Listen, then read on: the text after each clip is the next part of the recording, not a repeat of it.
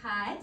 And my dad was like, oh my God, you should go to Sandra Bullock's hairstylist, which is like a crazy first contact to like throw out there. But if you're wondering how he knows Sandra Bullock's hairstylist, somehow my dad knows 0 celebrities, but almost every adjacent celebrity person. Like he's super close with Jennifer Gardner's Gardner. And so like that was really cool growing up near LA because everyone's related to someone famous, and so you get a guy who's like, oh my God, I'm the nephew of Robert De Niro, and because my dad, I could be like, oh my God, I know his dentist. So we're like one and the same. And yeah, so that was great because I was super excited about this Sandra Bullock hairstyle appointment. I don't know if anyone remembers the 2009 classic, The Blind Side. Yeah, I was getting bangs. So I was excited. So I show up at this appointment and it's in Beverly Hills. Everything is checking out. The receptionist is not making eye contact with me. There is a housewife in the corner. She's getting highlights. And then there's an assistant who takes me back to shampoo my hair because the hairstylist is just too good. He can't shampoo my hair, which he's above it. Aren't we all? You know? And so I go to the appointment and finally the famous hairstylist shows up, and I mean, he's so Sandra Bullock coded. He is like gay, he's gorgeous, and it looks like he goes to like Equinox like 7 times a week. And so I'm like, okay, this is gonna be exciting. So he starts cutting my hair. And then he keeps cutting, but he has like a confused look in his face, which is one of the worst looks to have with someone who has scissors like right next to your eye. So I'm like, okay, this is feeling a little weird. And he keeps cutting and he keeps cutting and he's like looking at me kind of strange, but like I'm a people pleaser when it comes to haircuts. So even if he like shaved my entire head off, I'd be like, oh, okay, but do you like it? Yeah.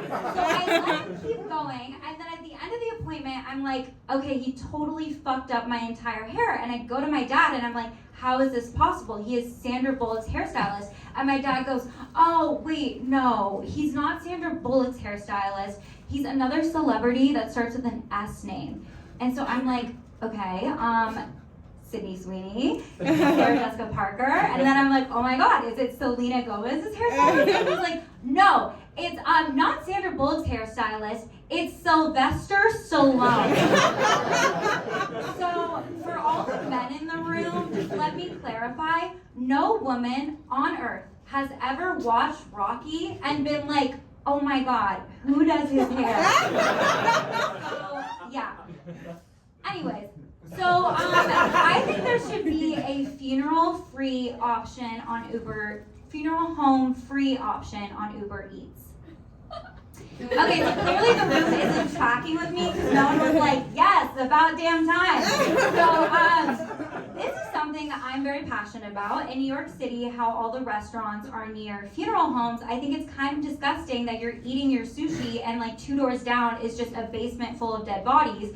But what is worse than that is a funeral home that gets converted into a restaurant. Like, Homeland Security immediately needs to take that down. And I was thinking about it and I was like, what do those guys even do if not crack down on this funeral home to restaurant pipeline? Like, I seriously have no idea what they do. But so then I took it upon myself to be the person to warn these people about funeral homes that get converted into restaurants.